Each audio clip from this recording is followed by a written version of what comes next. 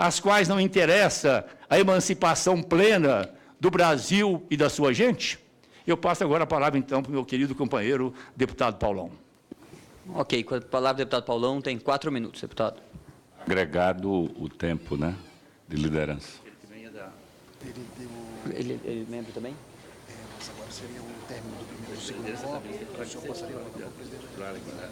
Está dividido em Não, tudo bem, mas eu posso dar o tempo do Paulão e depois passar a palavra. Então, deputado Paulão, 9 minutos. 4 minutos de liderança, mais 5 minutos. Ele quer responder? Não, pode ser, depois eu falo. mas agora seria o término do primeiro e segundo voto. O senhor passaria para o presidente? Está dividido em Não, tudo bem, mas eu posso dar o tempo do Paulão e depois passar a palavra. Então, deputado Paulão, 9 minutos. 4 minutos de liderança, mais 5 minutos. Ele quer responder? Não, pode ser, depois eu falo. Tá certo. Então, vou passar a palavra ao presidente Wilson, depois o deputado Paulão. Pode ser? Bem, então eu queria agradecer novamente aqui as perguntas. Todas essas falas você fechar, porque eu estou preocupado também com o horário do teu voo, que é 8h40, né? Então, ok, então vamos lá. Eu vou passar a palavra ao deputado Paulo por 9 minutos. Com a palavra, deputado Paulo. Senhor presidente, eu queria cumprimentar Vossa Excelência, o relator da matéria, o expositor, o presidente da Eletrobras, mas queria fazer um registro que o tempo de resposta do presidente da Eletrobras, conforme o cronômetro, era 10 minutos. Ele falou 20 minutos. Ele falou o dobro do tempo para a gente ter uma visão equânime da resposta, né? Veja bem, o senhor Wilson, o senhor, numa matéria da Veja de 23/6/2007, o senhor chamou os funcionários de vagabundos.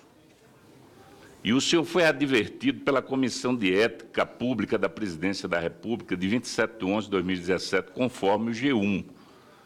Todos os questionamentos dos meus colegas, o senhor propositalmente não respondeu. O senhor pede desculpa pública por ter chamado os funcionários de vagabundos? Gostaria de ouvi-lo. Claro. Oi, primeiro, deputado, eu não fiz essa declaração, que chamei os empregados de isso. Eu fiz um vídeo na companhia, eu fiz um e-mail para todos os empregados da companhia.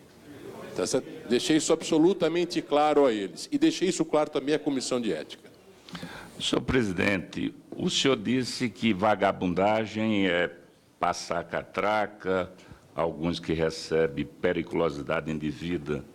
O senhor considera vagabundagem contratar uma empresa sem licitação para discutir a privatização no valor de R$ 1.800.000, como o senhor fez?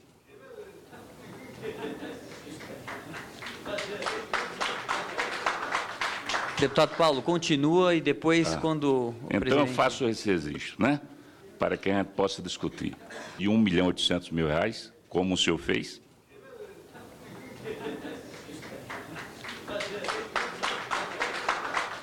Deputado Paulo, continua e depois, quando o então, presidente... eu faço esse registro, né? Para que a gente possa discutir. Mas, veja bem, o senhor falou também em relação republicana.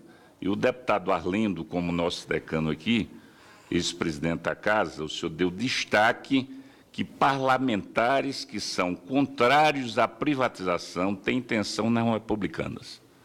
Essa fala, se tiver contextualizada, mas o senhor já desmentiu que não chamou os funcionários de vagabundos, o senhor não está ferindo a oposição individualmente, um deputado, o senhor está ferindo o Congresso Nacional, certo? Então, é importante que haja retratação pública nos anais desta comissão, que quem pensa diferenciado é um instrumento basilar da democracia.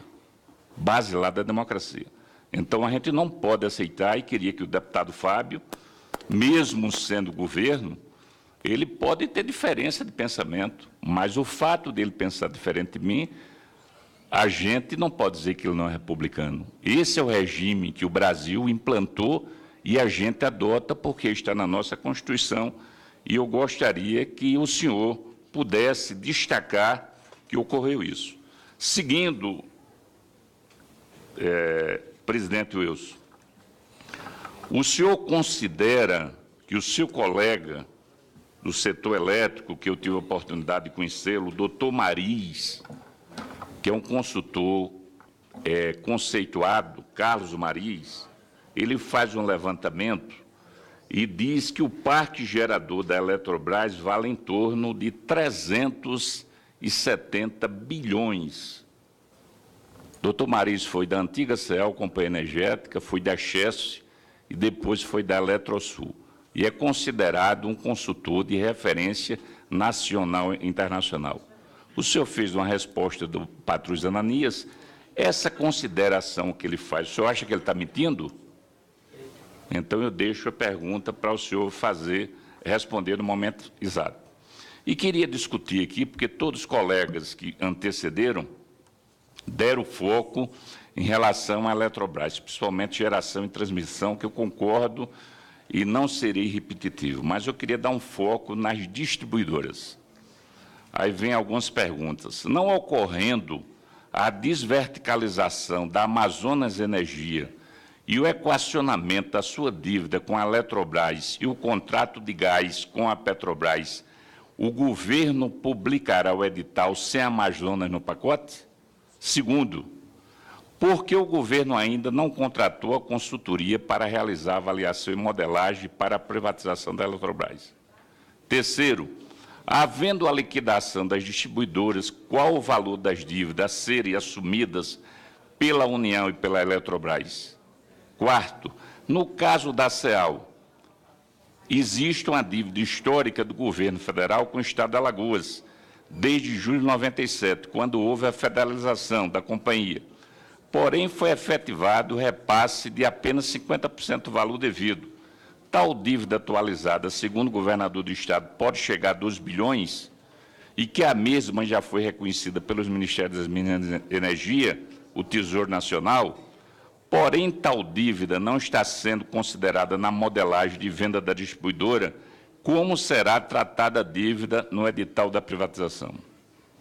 Quinto, os estudos que preparam a modelagem da distribuidora desconsideram a existência da ação judicial 0037357, 9/2015, 4.3400, em curso na 10ª Vara do Distrito Federal, que tem como autor o Sindicato dos Trabalhadores na Indústria Urbana do Piauí, Sintep, no qual a CEPISA é ré por meio do qual pleiteia o pagamento de uma dívida que atualmente gira em torno de 218 milhões de reais para com a Fundação CEPISA Seguridade, FACEP, a administradora dos planos previdenciários dos trabalhadores da CEPISA. Quem irá assumir tal dívida? Sexto, no último dia 12 de março, a Agência Nacional Reuters de Notícia divulgou matéria dizendo que, segundo a ANEEL, a Eletroarc tem 163 milhões a receber da conta de consumo de combustível. Após concluir uma fiscalização sobre rendimentos da empresa, junto ao fundo setorial, ocorre que a própria ANEEL havia entendido anteriormente que a Eletroarc queria que devolver 275 milhões para o fundo de recebimentos indevido entre 2019. Sétimo, fiscalizações preliminares da ANEEL havia apontado que as distribuidoras precisavam devolver até 4 bilhões de reais aos fundos do setor, em um valor que incluía a cobrança junto à Eletroarc, agora cancelada, junto ao ANEEL, com a MP 814, publicada em 28 de dezembro de 2017. Houve a possibilidade do reconhecimento dos contratos aditados com prazo superior a 36 meses do vencimento, o que deverá alterar significativamente o cálculo dessas dívidas. Porém, a revisão nas fiscalizações feitas sobre as distribuidoras da Eletrobras deverá ser concluída até o último desse ano. Por último, por outro lado, o governo anuncia a privatização da distribuidora em meados de maio. Como é possível vender um ativo sem antes concluir com os seus verdadeiros valores de crédito ou de débito a ser assumido pelo novo controlador? Aí queria concluir, senhor presidente, para dizer o seguinte: quando o presidente da Eletrobras, o senhor Wilson Ferreira, ele fala em relação republicana, a gente percebe agora que o novo ministro das Minas e Energia, nesse governo golpista, irresponsável, lesa-pátria, do Michel Temer, que Vossa Senhoria faz parte, ele coloca como um novo ministro Moreira Franco, carinhosamente na lista da Odebrecht, conhecido como Gato Angorá. E ele, há uma crise no próprio setor. Vários integrantes desse governo, fazendo parte do Ministério das Minas e Energia, solicitam demissão. Isso tem um reflexo na Bolsa de Valores. As ações da Eletrobras caem. O senhor que está tão preocupado nessa visão de otimização de gestão, como é que o senhor analisa isso? Não é? Como o senhor vê a assunção do ministro Moreira Franco, conhecido como Gato Angorá, à frente do setor? É para ter uma sintonia junto à Eletrobras e dar celeridade ao processo de privatização? Porque este acaso o senhor está percebendo. Tem um número de 503 deputados, a maioria significativamente o Nordeste, os 9 estados, conseguimos fazer uma articulação política, independente de ser base de governo ou não, e essa base consegue reagir, fazendo com que esse debate aqui prossiga até hoje, dia 17 do mês de abril, e cada dia que passa, o governo, com toda a celeridade que quer, e entende que a joia da coroa agora, para vender e fazer caixa, é Eletrobras, ele não consegue ter quórum suficiente. E isso é fundamental para a gente fazer registro. Vários partidos aqui, só de frente parlamentar nós temos 8 frentes, inclusive de um segmento fundamental da própria base do governo. Então, senhor Wilson, o senhor está aqui numa missão que eu acho que é infrutífera. Privatizar o setor elétrico, que já foi dito aqui, que é um patrimônio do povo brasileiro, com essa correlação de força no Congresso Nacional, pode ter certeza, com o apoio da classe trabalhadora que está lá atrás, mesmo as vendo cesseada o seu direito de liberdade de se expressar, eu não tenho dúvida que a privatização não passará. Muito obrigado. Deputada Luciana Santos, Vossa Excelência.